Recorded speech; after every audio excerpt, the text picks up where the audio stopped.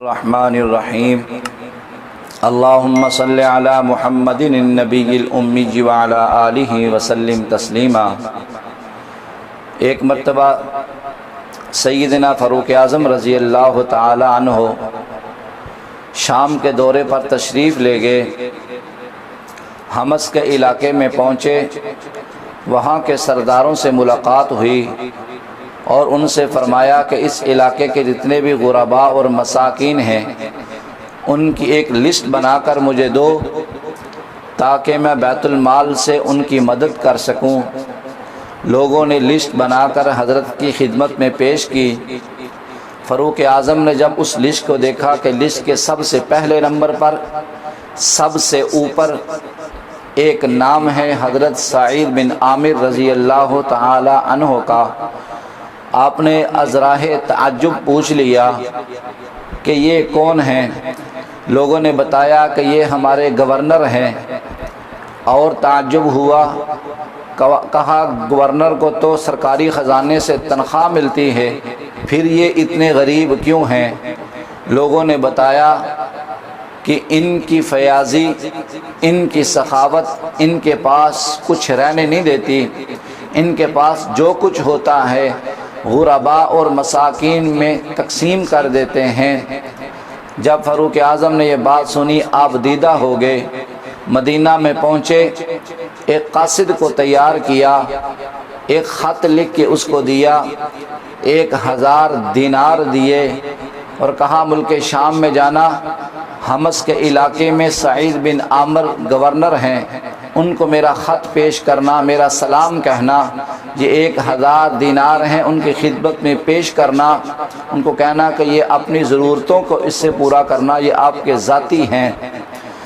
جب قاصد نکلا، مدینہ میں پہنچا، حمص کے علاقے میں پہنچا، دروازے پہ پہنچا، دستک دی، سعید بن عامر رضی اللہ تعالیٰ عنہ باہر تشریف لائے۔ قاصد نے بتایا کہ میں مدینہ سے آیا ہوں، امیر المؤمنین کا قاصد ہوں۔ اپنی بیوی کو پردہ کرایا، بیوی سے بولا کھانا تیار کرو، مدینہ سے قاصد آیا ہے۔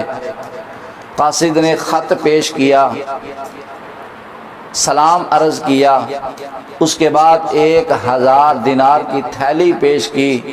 جب سعید بن عامر نے 1000 دینار کو دیکھا تو زبان مبارک سے بے اختیار نکلا انا للہ و انا الیہ راجعون۔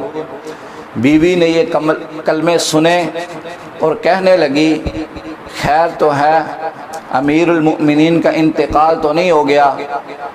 سعید بن عامر کہنے لگے کہ اس سے بھی بڑا حادثہ ہو گیا۔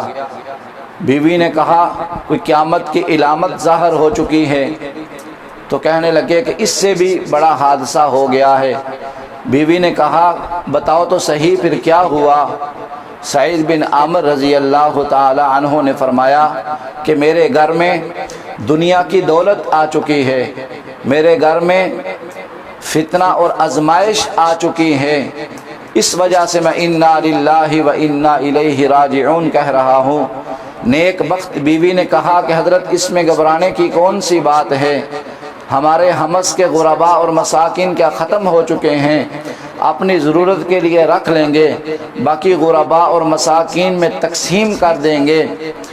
قاصد نے پھر حضرت کا حکم دہرایا، کہنے لگا کہ امیر المؤمنین کا یہ حکم تھا کہ ان دیناروں سے آپ نے اپنی ذاتی ضروریات کو پورا کرنا ہے، ان دیناروں سے آپ نے اپنی ذاتی ضرورتوں کو پورا کرنا ہے۔